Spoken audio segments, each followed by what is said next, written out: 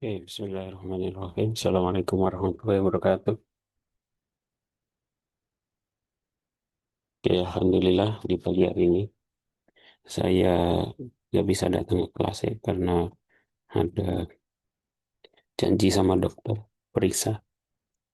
Di pertemuan kali ini, pertemuan 11, saya bahas materi tentang kontingensi. Ini lanjutan dari materi sebelumnya ya, yaitu tentang kontradiksi dan tautologi.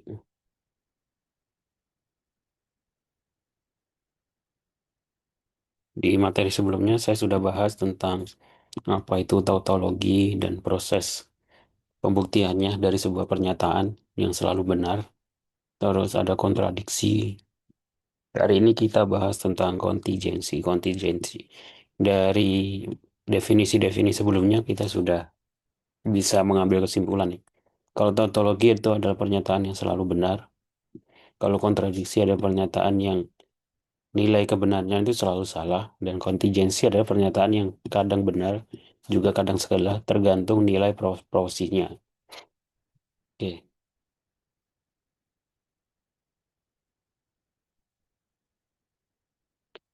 Secara definisi, pengertian terlebih dahulu, kontingensi adalah suatu proposisi majemuk atau sebuah pernyataan ya.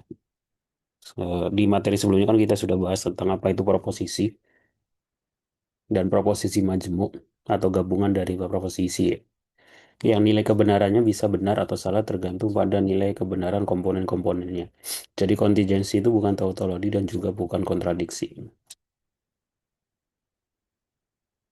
Contoh sebuah kontingensi adalah ini ya, sebuah implikasi ya, jika dan maka. Jika P, maka Q.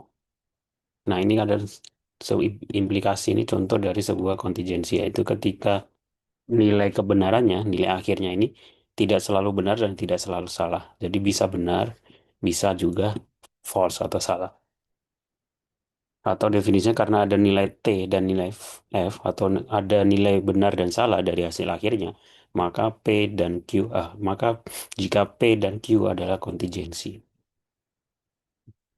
Jadi gabungan dari tautologi sama kontradiksi ya. Kalau kontradiksi selalu salah, kontingensi bisa salah, bisa benar. Contoh yang lain, sebuah proposisi majemuk dengan simbolnya adalah P or Q dikurung ya dan negasi P.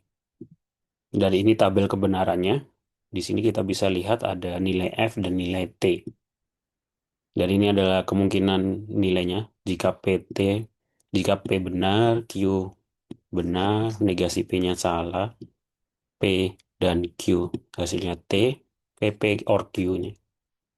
Maka hasilnya adalah F atau salah.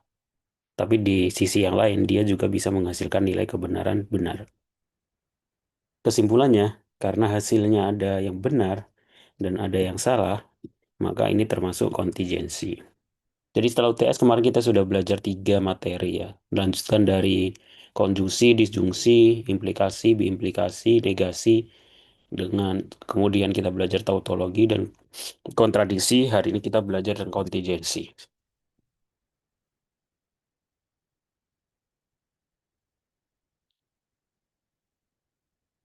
Nah, kesimpulannya apa? Kesimpulannya ya. Materi kita saya dikit aja ya.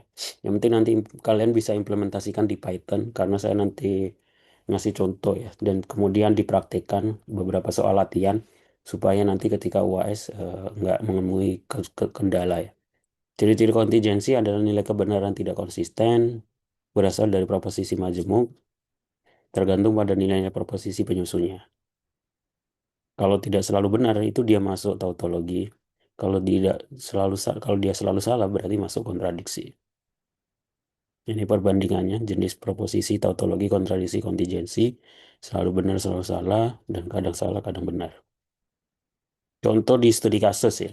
Studi kasus, sebuah sistem keamanan gedung berdasarkan 2 sensor. Sensor gerak mendeteksi pergerakan, dan variabel Q, sensor pintu mendeteksi pintu terbuka. Sistem akan mengaktifkan alarm jika berlaku P dan Q, alarm aktif. Jika kita ingin menganalisa apakah logika P dan Q implikasinya adalah alarm aktif, termasuk apakah dia termasuk kontingensi, ya kita harus buat tabel kebenarannya dulu. Nah, membuat tabel kebenaran kan ada dua cara ya. Ada dengan manual kalian buat tabel dan menulis segala kemungkinannya, atau dengan menggunakan Python. Kalau menggunakan Python ini saya kasih contoh, kita bisa menggunakan tabel iteratif di library Python ya, sama Pandas. Pandas itu untuk menampilkan data dalam bentuk seperti ini ya. Ini dalam bentuk apa namanya, data frame ya. Nanti kalian kalau di apa namanya mata kuliah data mining, pengolahan data, data science gitu ya, maka nanti akan belajar library Pandas ini. Bisa dipelajari sendiri sih nanti, fungsi import Pandas, sama di sini ada juga namanya list ya, harusnya sudah dipelajari di bahasa pemrograman. Nah, ini akan menampilkan segala kemungkinan sensor gerak, sensor pintu, P dan Q, P dan Q, implikasi alarm aktif. Dan ini adalah apa namanya, tabel kebenarannya dalam bentuk pemrograman Python. Saya sarankan sih ini dipraktekkan, kemudian selanjutnya di sini ada contoh dengan kasus real ya, kasus real. Ada sebuah pernyataan atau sebuah proposisi majemuk dari sebuah berita.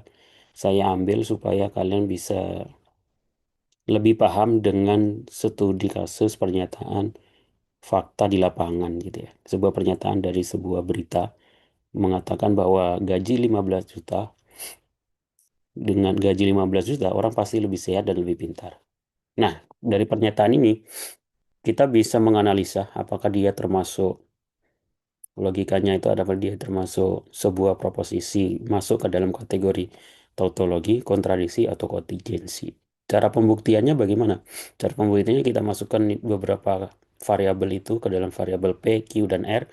Terus kita tampilkan dalam bentuk proposisi P jika maka jika P maka Q dan R, atau orang tersebut sehat dan pintar.